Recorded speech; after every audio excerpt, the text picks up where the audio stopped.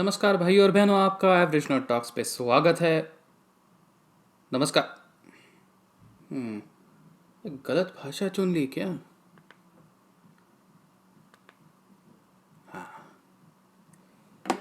Hello everyone and welcome to Average Nerd Talks. Now, many of you who are very new to Linux or beginning your journey with Linux probably went online, looked up some guides, and many of these guides will tell you, okay, you got to do this and you got to do that, and you got to open up your terminal and then you do this and you do that, and that's what you will get if you do this, and that's what's going to happen. Now, this is a big problem because for new users, all of that can be very obtuse. So, in order to fix that problem, um, this video is going to help you make this easier. Does that make sense? So, what exactly is the Linux terminal? Um, well, it's technically Linux terminal emulator. If you get into some of these more pedantic Linux communities, they're going to call it the terminal emulator. They're going to tell you not to call it the terminal, but don't get so caught up in the terminology. See what I did there? So, as users, we need some way to communicate with our operating system. Typically, we're used to something like a GUI. A GUI is a graphical user interface, which allows you to point and click elements on your screen and gives you some nice fancy graphics. Makes your system look quite pretty and somehow easy to interact with, right? Now, there is another interface that has historically predated the graphical user interface, and it's called the command line interface, which in Windows I think they call the command prompt, and in Linux they call the terminal. So, what exactly is a terminal, right? So, I know many of you Linux nerds are probably going to say, okay, what you're saying is garbage right now, but hear me out, just hear me out. I say a terminal is a specialized chat engine or a text messaging service. So it's just the same way that you text your buddy or you text your family, you text your computer. So if you don't have any buddies, you could probably text your computer. I'm not judging, unless your computer is your buddy, in which case I'm judging just a little bit. So now your computer speaks in ones and zeros. You speak in words or language or grammar, stuff like that. So essentially, we need somebody in your system, something that can translate what you're saying to something that your computer can understand, and vice versa, right? Like if your computer is saying something, then you need to be able to understand it. You have something that translates human language into computer language, and this translator, so called, is what we call a shell. So essentially, when you type in a message or when you text your shell translates this into something that your computer understands and then sends it to your computer.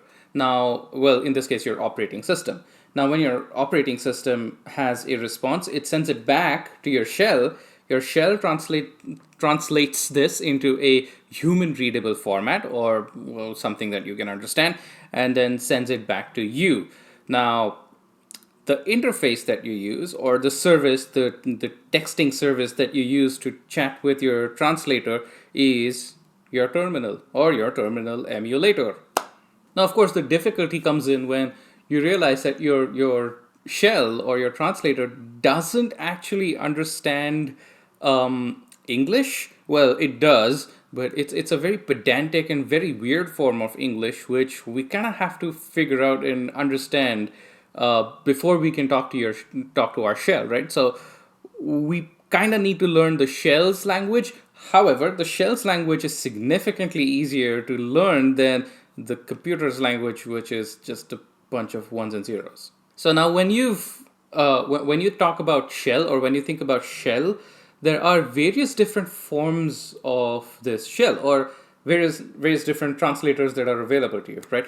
The most commonly used one that we find in most Linux-based distributions is called Bash.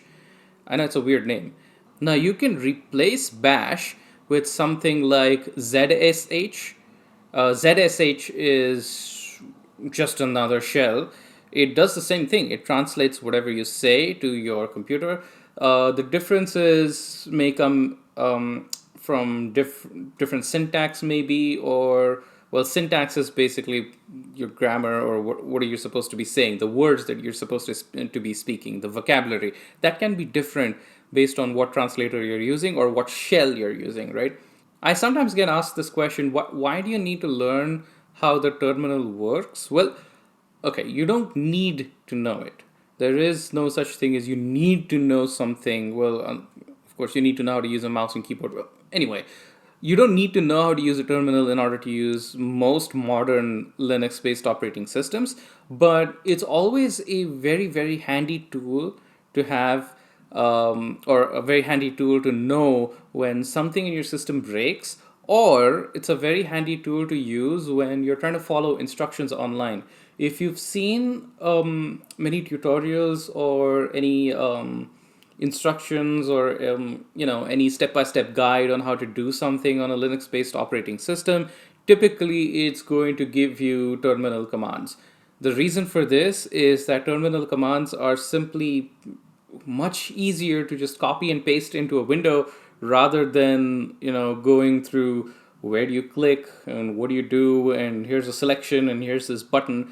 And GUIs and graphical user interfaces can change a lot over time, whereas terminal commands don't change all that much. And if there are any changes, you essentially just have to change one or two lines to do things, right? So it's also easy to replicate them, as in you can save these commands somewhere and then just run all of them all together, just copy and paste them into your terminal. So it just makes things a lot easier to explain, and also a lot easier to understand. Now, of course, that also means, or that also assumes, that you know the commands and the syntax and everything that the terminal understands, or the shell understands, right? So let's move to the computer, and I'm going to show you a terminal. I'm going to show you some very basic commands, how to interact with your computer, how to make some changes in your files, or move through directories, and basic stuff that you'd want to know if you just want to mess around with your terminal, and also make sense of what you're seeing. So I'm using Linux Mint for this demonstration, but this tutorial stands for any Ubuntu-based distribution or any Debian-based distribution. So Linux Mint, Zorin OS, Ubuntu. The steps are, I mean, the tutorial pretty much stands for any of these operating systems. If you're using Fedora, well, I don't think you need this tutorial. If you're on Fedora, you've already graduated from Debian or Linux Mint to more advanced operating systems. So the first thing that you'll see when you open your terminal is this thing here, which is, I admit, is very confusing to look at. You don't really realize what it is. So this first thing before the @ that is the username of whoever is using the terminal right now, right? So in this case, it's me. It's my user account. So if you go into users and groups, or here. So this is the account that's set up here, and therefore that's who is logged in, and that's the person who's using the terminal. Mint PC is the name of your computer. So it's Piyush at Mint PC. Now Mint PC is the name I've given this specific computer, but for now that's what it shows. And there is a colon, and after the colon, this blue thing is what tells you which directory is currently being worked on. So in this situation, this directory is your home directory. This is this little symbol. I think it's called a tilde, but don't quote me on that. I think it's a tilde. But that symbol signifies the current user's home directory. So in this case, the current user is me, Piyush. So this will be Piyush's home directory, right? So even if you just change the path here in your file manager, just do that, it's going to take you to the home directory. So I'll demonstrate that. Let me remove all of this and just put in this tilde, right? That's my home directory, right? So now the very first thing that you'd probably want to do is figure out where exactly you are the whole path. So in this case, you type in pwd, which stands for present working directory. Now this is the text message that you're sending your shell, and this is the response that your operating system, so the shell texts your operating system sends a response back to your shell, and your shell sends a response back to you through your terminal, which is your chat engine, right? Now, if you want to find out what's there within the current folder that you're in, you type in ls, which stands for list. Okay, so now you can see that this is definitely the home folder, because this is where your desktop documents, downloads, and all of this stuff is. So this is essentially where we are right now. Okay, now suppose you want to go into documents, right? So in this case, what we want to do is we want to change our directory. Now, when I say directory, it means it also, like, it's a different word, or it's a synonym for a folder, right? So if I do cd, that stands for change directory, and I type in documents. And note that documents, the D is capital. For Linux based operating systems, all folder names are case sensitive. And when I say case sensitive, what I mean is the case of every single letter. That is, if it's a capital D or small d, capital M, small m, it's important. So if you go into documents, you'll see that our path now was changed, right? So now it's showing you that, okay, so now you're in your home folder, documents. So if I do pwd again, I'm in documents. And if I type in ls again, well, there's nothing to show because there is nothing in documents. But let's put something in documents and let's see what happens. Okay, so I'm going to go into documents. I'm going to create a new folder called some folder. Let's not use spaces for now. I'm just going to create some folder. I'm going to create a new document called textfile1.txt. I'm going to create a new document called config-file1.conf. It doesn't really matter what you name it. I'm just like, this is just for demonstration purposes. So let's close this. And now if I do ls again, what do you know? You have your files and you have your folder. So here's something interesting to note. Typically, anything that's a folder is going to show up as blue, all right? Anything that's a file is going to show up in white, and anything that's an executable, that means if it's a program, then it's going to show up in green. So let's create I'm going to show you the non-terminal way of doing this. So like, let's say I create a new program. This program does nothing because it's entirely empty, right? So I'm going to right click this, go to properties, permissions, and I'm going to do allow executing file as program. Essentially, you're telling your computer, hey, this is a program. You close. And now if I do an ls here, my program is in green, right?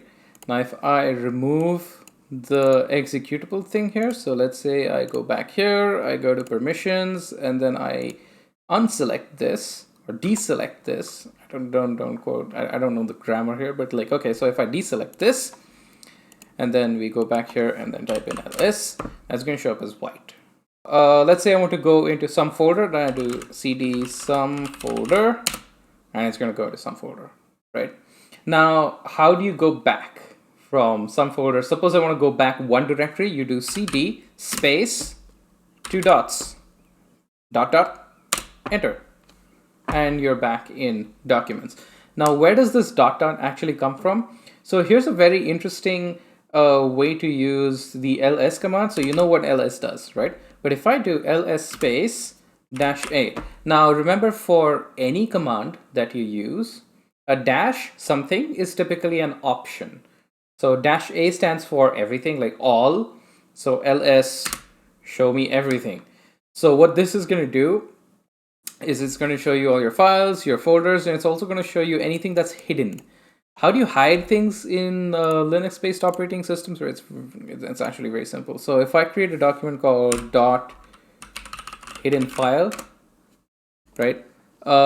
Any file that starts with a dot gets hidden. See, it's not there anymore. If I want to see hidden files, I just do show hidden files, and then you're going to see the dot hidden file. If I deselect this, then you're not going to see it again. So in the same way, if I do just ls, I'm not going to see any hidden files here. But if I do ls space -a, it's going to show me the hidden file as well, right? Now note that dot dot and dot are both in blue, right? So which means they're directories. So what does dot dot and dot stand for? So dot dot is not actually a directory. It refers to the directory that you're coming from. So in this case, dot dot is going to refer to your home directory, right? Because that's what comes before documents. And documents is in your home directory. So dot dot in this case is going to refer to your home directory, right?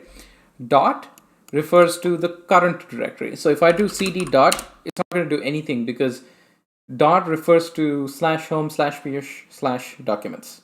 This is the documents directory, which is why when you do cd dot dot, you're telling it to go to the dot dot directory, which in this case is your home directory, right?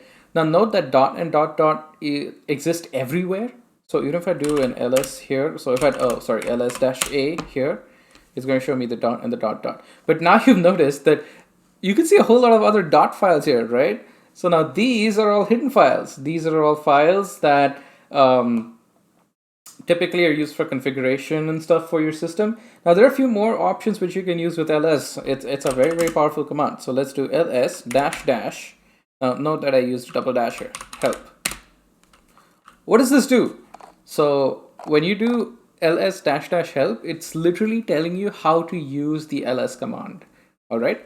Now option, this option is your dash options or your dash dash. So you note that I can use dash a or I can use dash dash a as well, dash dash all, right? So this is the full version of that option. So you can type in dash dash all, that's fine. The short version for it is dash a, which means the same thing. Okay, not all options will have a full form, like a full version, and not all options will have a short version. So if you notice, dash C does not have actually a full variation of it. Dash C and dash this one, dash dash color, that's a different option altogether. It's not related to these. But dash D is also dash dash directory. There's also almost all. So do not list the dot and dot dot, which you may not always want to see. So if you do an ls dash capital A, uppercase A, is not going to show you the dot and the dot dot, right? Which can be confusing for some people, but not, once you know what it is, it's not really that hard to figure out. All right. So now you know how to navigate between folders. That's not really such a big problem. There's one thing which is really useful for you. That is, if you do cd and suppose I want to go into documents, so doc. Now, if you hit the tab key, it's going to autocomplete to the closest option, right?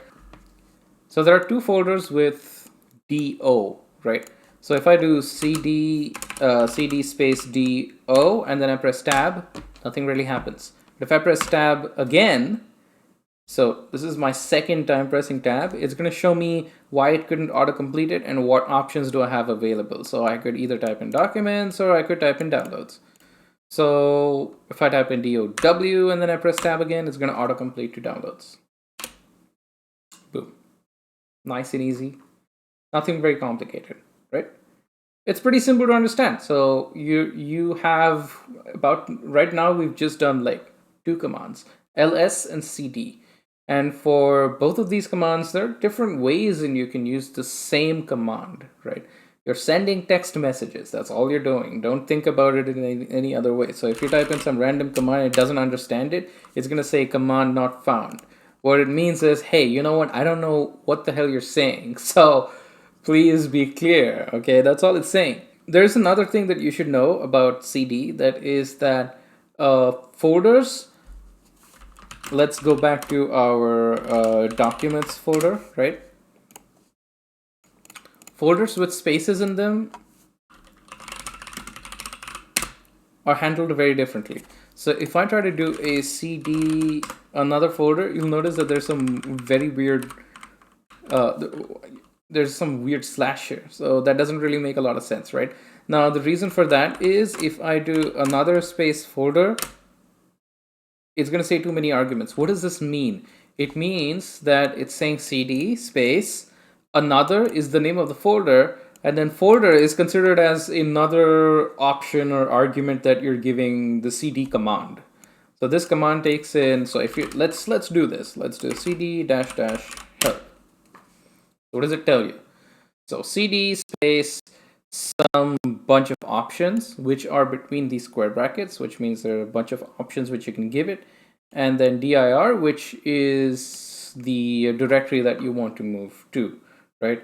Now, if you put a space after directory and you try to give it something else, it's going to consider that as you're trying to give it more than what it's asking for, more than what it can deal with. So how do you get around this situation? Well, one thing you could do is just do that. You use quotes. This will work. That's fine. The slash space is another way to do it. So what you're trying to tell it is this space should not be considered as a regular space. This is a special space. So a special space, which means it's part of the name of the folder. If you want to do that, you do slash and then space. Backslash, not forward slash. Forward slash is a direct. It's like part of your path, right? It's part of the location that you're in. So be very careful with that. This will work. But if you don't want to confuse yourself, I think this is the best option. Right? Nice and simple. So if I do cd and then this tilde, then this takes me back to the home directory. Pretty cool, eh? So another thing which you could do is, like, suppose you want to go to cd documents, another folder. So you could do documents, another folder, and press enter, and it's going to take you there. Cool. Very cool, right? Nice and easy. It's not something very complicated. Okay, so now if you have a bunch of files, like let's say you go through some tutorial, and in this tutorial they tell you, okay, so now you have to edit so and so file using Nano. Okay, so what exactly is Nano? Nano is simply a text editor. That's all it is. It's like Notepad, but it runs in your terminal. That's all it does. And it's not really that complicated. So let's say I do Nano. Nano is the command to launch Nano. Very simple. Config file. Now again, here I can tab to autocomplete, right? This is a very handy thing. So it's a good thing to remember. Just tab and autocomplete. Now this will tell you, okay, so now we've got Nano open. This is some weird config file that I'm doing for the sake of this. Okay, that's it, done. Now, these options here, now this looks very confusing, right? This character, that little power off character which you see on top of your 6 key, that means control. Don't ask me why that means control, and don't ask me who decided that symbol should be control, and why they couldn't have simply typed in CTRL down there just to reduce confusion. I don't know, but it means control. So if you press Control G, it will get you help, right? Which is what you need in this case, right? So it tells you all that. So here, control key sequences are notated with this symbol and can be entered by either using the control key or pressing the escape key twice, which is interesting. Okay, so if I want to close this, I have to press Control and X. That closes the help file. Now, once I'm done writing this file, I can do Control X, and then asks me save modified buffer, meaning, do you want to save the file? Yes. So I just pressed Y and file name to write. So what file do I want to save this to? It's the existing file. So I just press enter and done. Now, config file 1.conf has the contents that we put into it. So I'll open it in the GUI just so you can see. There you go. That's it, right? Nice and easy. So now for most online tutorials that you'll see where they're asking you to change some kind of configuration file, typically this is all you need. All right. Oh, another thing I didn't mention, what does the dollar stand for, right? Someone probably would have thought of that. Okay, so I see the path, but what the hell is this dollar? Well, the dollar, there are two symbols which can exist here. Typically only two symbols. You can have a whole bunch of different symbols. You can customize it and do whatever the hell you want with it. But for if you haven't modified anything in your system, typically it's either going to be a dollar or a pound. Pound is also called hash, right? So if it's a dollar, it means that every command that is being typed in here is going to be typed as your current user, which is in this case Piyush. So it's as if Piyush is talking to the shell. So whatever I type in here is going to be sent to the shell as Piyush, as me. Okay. Sometimes, if you want to modify system stuff, if a user is trying to talk to the shell, or like if Piyush is trying to talk to the shell is going to be like, hey, you don't have permissions to do what you're just trying to do, so get the hell out of here, right? It's not going to let you do anything. So in that situation, you may need something called sudo, sudo, right? So this is what allows you to modify files which are part of the system and which typically a regular user cannot modify. I'll give you an example. Let's say, do not modify this file, by the way. This is just an example that I'm trying to give you, so don't try to replicate this. I'm just giving you an example. Let's say I do nano /etc fs tab. Do not modify this file. Now, you notice the red text here. It says etc fs tab is unwritable, right? It is unwritable because, well, I can put whatever hell I want here, and if I try to press yes, right, it says error writing because you don't have permissions to do that. So to bypass this, so if I type in no, then it's just gonna quit because I just pressed N, so no, so I don't want to write anything to it.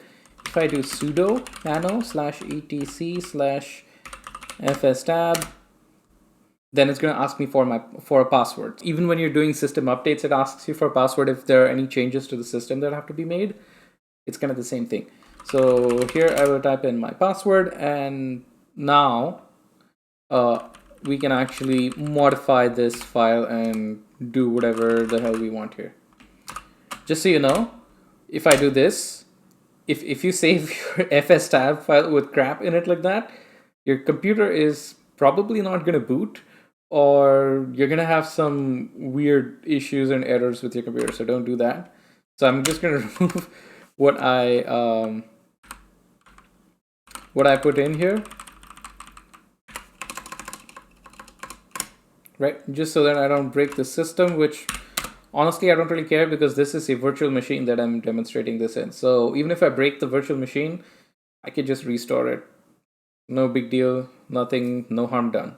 So now suppose you have your terminal and you want to create a file. So how do you create a file? Let's see, let's open this little thing here so you can actually see what's happening. Okay, so let me create a file called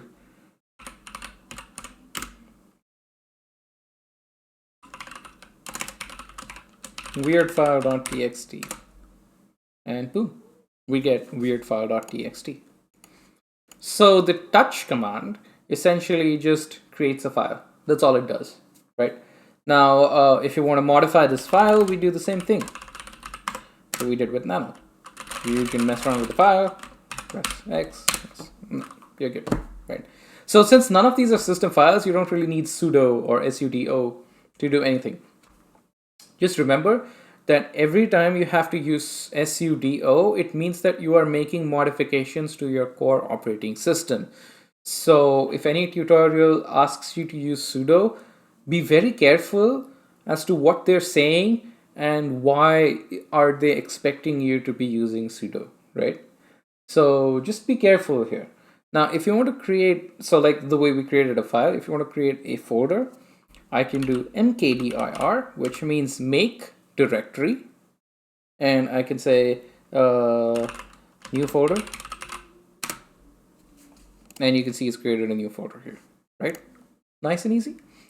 If you want to remove a file, then you can simply do rm space, let's say I want to remove weird file. Did it remove it? I think it did. Let's say I want to remove my program, so I do rm my program, and yeah, there it's gone. It's gone, right? Very simple. Now, there is a way to remove everything inside a folder. So let's say I've got this sum folder, right? So let's say I remove all of these files inside sum folder, right? Now if I do rm my folder, oh no, wait, sum folder, it's not going to let you remove it. It's going to say it's a directory. If I try to do that, it's again going to say the same thing, that it's a directory, right? If I want to remove everything inside some folder, then I can do slash star. What this means is remove everything that's inside some folder. There you go. Everything's gone. Okay. What does the star do? Star means everything, literally. So some folder slash, meaning inside some folder. What do you want to remove? Do you want to remove a specific file? No, you want to remove everything in it. So star, everything. Nice and easy, right? Be very careful when you do something like this, because you can potentially break things. So let's say I create a bunch of files here. I create a new folder. I'm just naming it whatever. And I create another new folder. Okay. Inside this folder, I create another document, whatever it may be. Doesn't really matter. Okay. Okay. So in my sum folder, I've got a bunch of stuff. Now, what I want to do is I want to remove some folders. So if I do rm sum folder and I try to remove everything here, right? What it's going to say that there are two directories in here, so it's not going to be able to remove these, right? Yeah, so it won't remove these, but it removed everything within some folder, every file within some folder, right? So it's a little more conservative when it comes to that. But let's say I want to remove some folder and everything inside it, everything. Then I can do rm space dash rf some folder. What that did is it removed some folder and it removed everything inside some folder. What does R and F stand for? R stands for recursive, meaning if there's a folder inside some folder, go inside that folder and get rid of everything in there too. What does F mean? F means forced remove. Force meaning just remove everything, don't ask. Just I'm telling you what to do, just do whatever the hell I tell you and don't ask me again. Now, warning, big warning.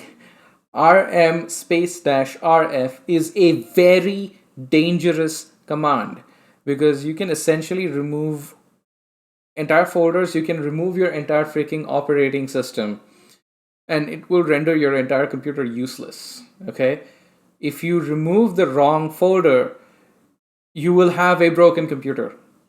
So don't use this command unless you're 100% sure about what you're removing and what you've typed in there. If you type in something that's critical to your system, if you try to remove something that's critical to your system, you can essentially break your system. This stands even more true for sudo rm. Do not use sudo rm-rf. Just don't use it, okay? I know it sounds like paranoia, but yeah, it's a very dangerous command. So you get a lot of freedom. Again, with Linux, you can do whatever the hell you want, but there are pitfalls and there are dangers to doing certain things. So be very careful, okay? So if you know that your directory is empty, or if you only want to remove a directory if it is empty, then there is a command called rmdir. So let's say, so since we have a bunch of folders, so let's say I go into new folder and I create a file. Okay, so now if you do an ls here, you'll see that there is a file.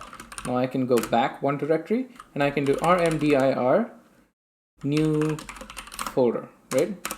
It's going to say fail to remove new folder, directory not empty. So rmdir is a relatively safe command. It's used to remove a folder if it's empty. So if I go back into new folder and if I remove new file, let's go back. And now if I do rmdir, so you'll see it here. So rmdir new folder, even if there's a slash, it doesn't really matter. Right? It gets rid of new folder. So rmdir is a safe way to remove folders, because if the folder is not empty, then it's going to notify, it's going to let you know. Now, let's say you want to copy a file, okay? So I've created a file here called file1.txt, and the only thing it has is some text, right? So there's another way to just, if you just want to print the contents of a file, by the way, there is a command called cat. I don't know why it's called cat. I'm sure there's some full form to it, but cat file1.txt, and I'll show you what it has. Otherwise, if you prefer to use a text editor, you can do nano file1.txt, and you have your text there, right? Okay, all good. Now, if I want to create a copy of this file, the way you do it is cp, that means copy.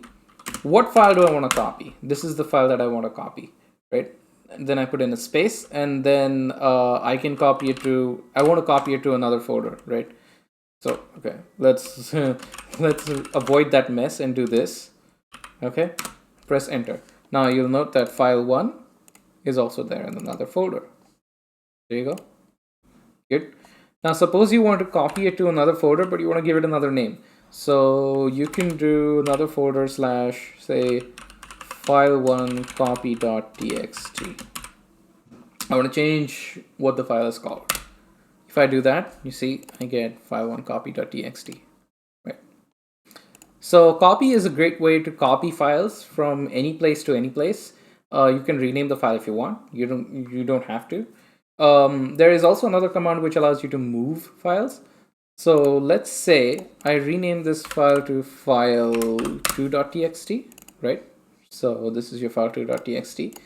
If I want to move it to another folder, then what I will do is nv, which stands for move, file2.txt. I just tabbed it, by the way. Another folder, right?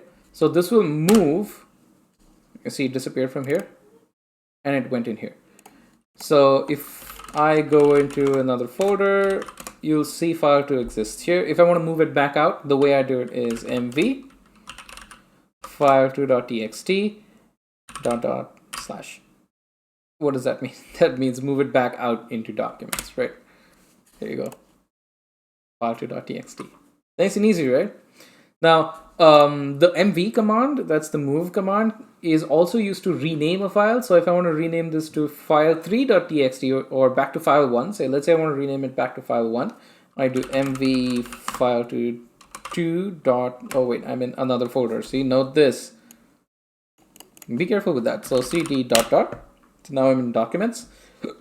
Now I do mv file2.txt. I want to rename it to file1.txt. Press enter and boom, it's renamed, right? Nice and easy. If you want to, say, create copies of any file that you're trying to modify in your system, so let's say you're following some tutorial, it asks you to modify some configuration files or anything, or edit something in your system, one thing you could do is copy that file to your home folder. You can copy files without, more often than not, you can copy files without sudo permissions, without using sudo. But if you do need to use sudo, you can use sudo and copy the file to some folder in your home directory or somewhere so that you have a backup, right? So that in case you mess up, in case you break something, you know where the file is. If at all you do break something, all you have to do is copy that file back to where it originally was.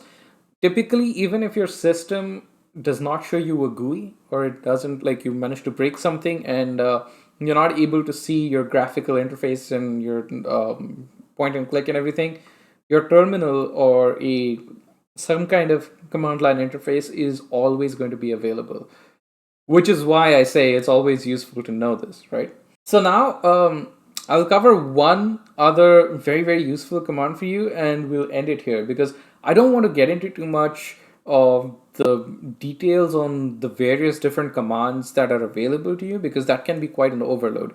There's one very cool command. So let's clear this. Now the command for clearing your screen or clearing the whole terminal, just type in clear and press enter. Boom, everything's clear, everything's clean, fresh, new slate. I'm going to go back to my home folder too. So now clean slate. Okay. So let's say you want to check for updates to your system or to all apps on your system. So what you do is sudo apt update. Now this looks very cool. It looks like you're a hacker or whatever.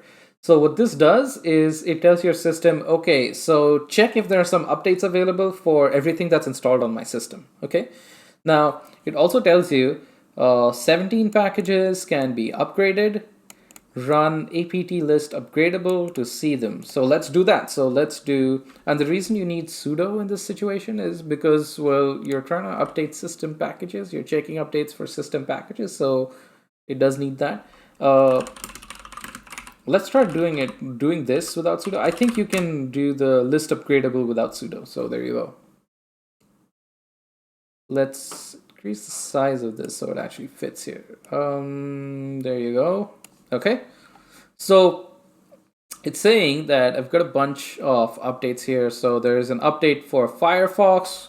Yeah, by the way, so this is a thing that you'll notice in Linux-based systems. Whenever it updates all apps. So you don't have to go back to the internet and download things separately. So yeah, so there are a bunch of updates. Now, if you don't know what many of these software, these packages or anything are, don't have to worry about it. You can directly upgrade it. How do you upgrade your system? Like, how do you update all of these packages? You do sudo apt upgrade,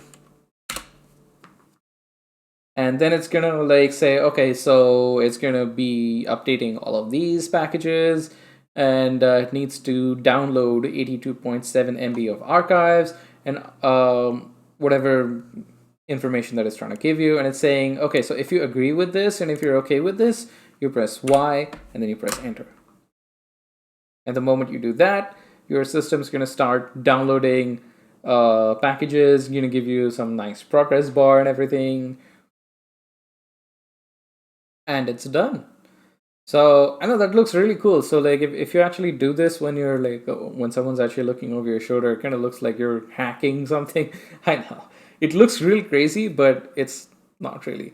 You can also use this to search for packages. So if you know kind of what you're looking for, kind of, but you don't know exactly what. So like, for example, I can do apt search Chrome.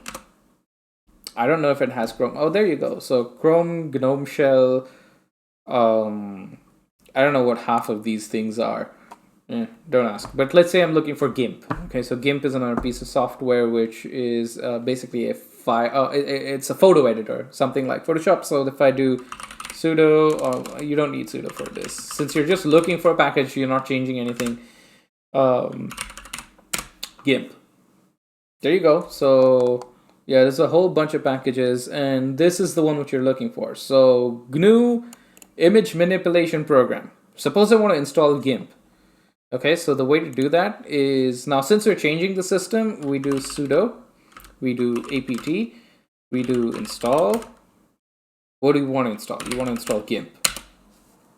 So then it's going to tell you, okay, so I'm going to download like 21 MB something of archives, and it's going to consume 100 more MB of space. So you press yes, and let it do its thing, and boom, you have GIMP. So if I go into my start menu, whatever you want to call it, you'll see that GNU image manipulation program, or GIMP, has now been installed on this system.